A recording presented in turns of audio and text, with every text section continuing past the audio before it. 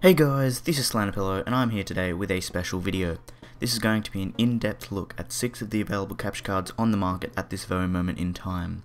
The reason for me making this video is because there are more choices in video game capture than there were a few years ago, and with this choice there is a problem that arises. Which one is right for me? So I'm here to help out all the up and coming YouTubers that want to capture and upload their video game content to the internet. So to get started, there are 2 types of capture cards available. Internal PCIe capture cards that go inside a desktop computer, and external capture cards that are powered by USB or a power socket. A benefit of having an internal capture card is that it is tucked away inside your computer and not sitting out in the open. Some people like this, some people don't really care, but it's an option you can take advantage of if you so desire. So what I'm going to do is list all the available capture cards and show you the positives and the negatives of each of them. Now I'm not an expert and I've only had personal experience with 2 out of the available 6 in this video, but I've done extensive research earlier in the year when deciding what card would be the best upgrade for me. And that's what this video is for, to help you guys decide which card is best for you, but I've done all the work instead. The first card, and clearly the most well known and recognisable, the Hauppauge HD PVR 1. This card was the first capture card to become popular on YouTube. Most people should know of this card, and for good reason. This is my first capture card and I've had no real issues that concern the hardware. I had a few with the given software and another issue with my component cables, but it is a good quality device. I probably wouldn't buy this card nowadays because it lacks a feature that all other cards in this video have, which is an HDMI input. It's a lot easier to use HDMI and it has a clearer, crisper image than component. And because the HD PVR 1 only supports component, it has a max resolution of 1080i. I'm not going to explain the difference between 1080i and 1080p because it's a bit complicated. You can do it yourself if you wish, but in short 1080p produces a better looking picture. Next is the HD PVR 2, the newer, updated and better version of the HD PVR 1. So the positives of the HD PVR 2. The HD PVR 2 supports all of the common inputs that are used with TVs.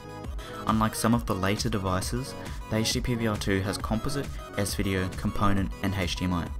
So if recording an older standard definition console is a possibility for you, the HD PVR 2 has what you need. Becoming a standard in the newer capture cards is full 1080p 30fps recording. So unlike the older counterpart, the HD PVR 2 supports HDMI and 1080p recording. A possible issue with some of the other cards is that they are USB powered, so they get their power from the computer and or laptop. So in order for them to pass through the video feed from the console, the device has to be plugged in and the computer powered on. The HD PVR 1 and 2 have the benefit of having its own power supply and not relying on the computer for power to transmit the picture, but some people may prefer USB powered because they don't have enough power plugs. So it's something to consider. It is still smaller than the original PVR, but compared to the Elgato, the PVR 2 still has a bit of size to it. And something I didn't mention earlier is that the PVR 1 and 2 are tied with each other for the lowest bitrate available. This doesn't do much considering a 720p video on YouTube gets downscaled to 3 megabits per second and 1080p video gets downscaled to 6 megabits per second, but the original source does change the crispness of the image. The Elgato is next. The Elgato also supports all HD resolutions like the HD PVR 2. The Elgato is very compact, so it's the size of a portable hard drive, so if small form factor is important to you, this device has it. If you don't mind having your computer on and this plugged in for the sake of not needing a power socket, that's a positive for the Elgato. A huge thing for some people is the flashback recording feature. It allows people to not continually have to press record and stop all night. Just have the software open and it's automatically recording. Once you get a good gameplay, or you hit a clip, or something that you want to cut out, just crop the section you want and it's saved. But with that huge positive comes a few setbacks. Firstly, this eats up hard drive space, so with it being recording all the time, you need hard drive space to support it. And I've heard from multiple reviews that it uses a lot more computer resources than other devices, so you may need a moderately spec'd PC to run this device consistently. Last possible issue is it is unable to record composite and S-video. If you're never going to want to record older consoles, ignore this altogether. The latest device thrown out in the wild is the ROXIO Game Capture HD Pro. ROXIO has been given a lot of slack for the previous ROXIO Game Capture HD, but this device seems to have made up for it.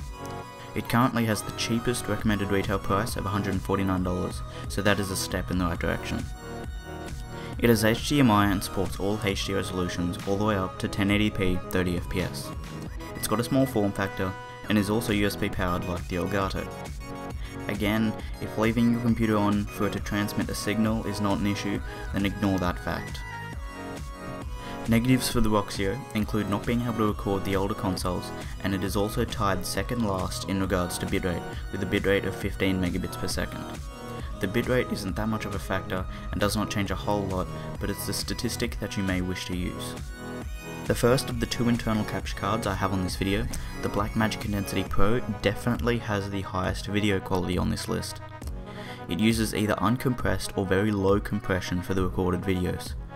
The uncompressed video bitrate is I think between 800 to 900 megabits per second, which in turn leads to tremendously huge file sizes, so you'll need to sort out some sort of storage if you wish to use that. The second option is a 100 megabit per second bitrate, which is still head and shoulders above the other capture cards. So this card is aimed at a true perfectionist, aka me. This is the card I chose to upgrade to. The main things that made me decide were, I liked the ability to have it inside my computer so it isn't taking up space on the desk. I wanted the highest video quality I could get. It has all the common inputs, composite S-video component and HDMI, and it's a very high quality card. A feature I found useful after the purchase was there was no delay when live streaming. What happens with the HD PVR 1 is because it's powered by USB 2, there is around a 2-second delay before the picture arrives at my computer. So if something happens in the game and I react immediately, the viewers hear me react, but the gameplay is 2 seconds behind. Also, I would like to point out, I am unsure what other devices other than the HD PVR 1 suffer from this issue and how much it is delayed. Because as I said, I have only personally had the HD PVR 1 and the Blackmagic Intensity Pro, so that is why I haven't mentioned it before. But a few things you should know before buying this card is that you need the computer and software on to send a picture to your TV. If you don't have the software open, it will just be a blank screen. And also, it says on the website that the Blackmagic Intensity Pro supports up to 1080p 30fps recording, but not 1080p 60fps pass-through. So it can record TV that is displayed in 1080p 30fps, but not consoles because they are natively in a 60fps format. So you have to choose with either 720p or 1080i to record, which is alright for me because most console video games are displayed in 720p and then upscaled to 1080p.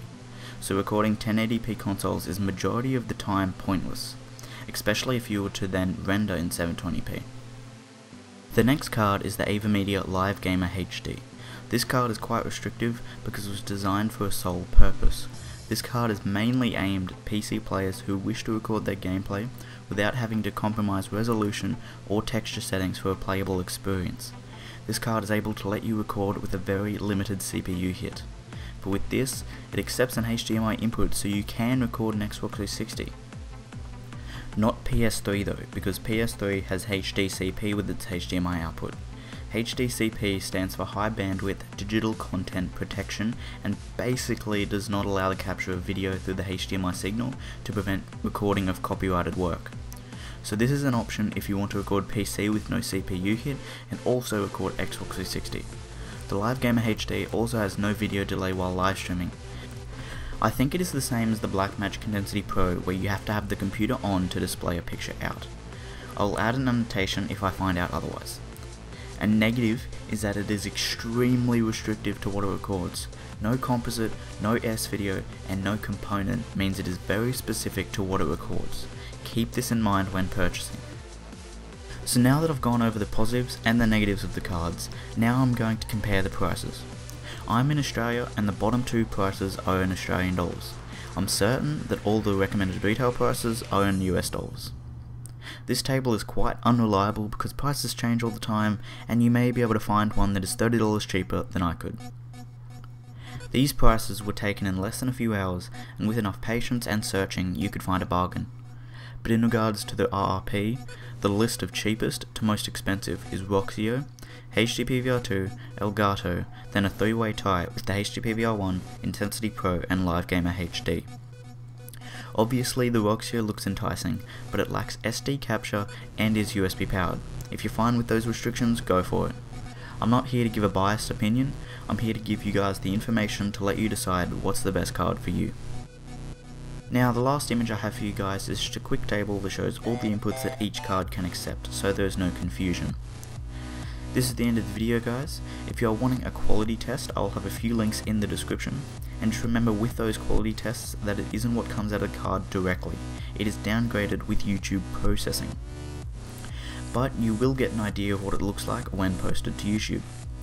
So I want to thank you all for watching. If you believe I should add something to this video in the form of an annotation, feel free to leave it in the comments.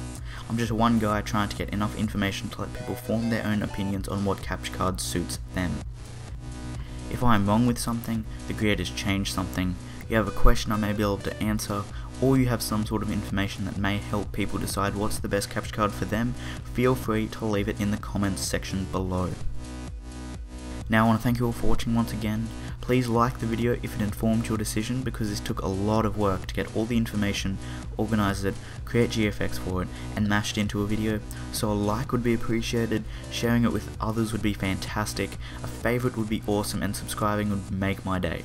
Thank you all for watching, bye.